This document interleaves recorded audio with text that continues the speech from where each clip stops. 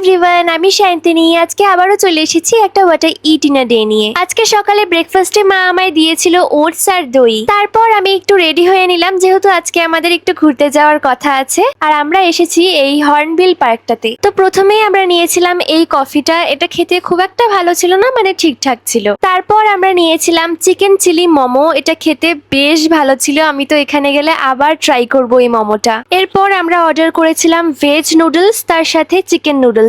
Veg নুডলসটা আমার খুব একটা ভালো লাগেনি, কারণ এটাতে সল্ট একটু কম ছিল, বাট চিকেন নুডলসটা অসাম ছিল, আমার বেশ ভালো লেগেছে। এরপর আমরা আবারও 2 প্লেট চিকেন চিলি মোমো নিয়েছিলাম। এটা খেতে আমাদের সবারই খুব ভালো লেগেছে। বাড়ি ফেরার পথে আমি দুটো তিতোরা, একটা স্প্রাইটের বোতল আর একটা সল্টেড কাজু নিয়ে নিয়েছিলাম বাড়িতে গিয়ে খাবো বলে।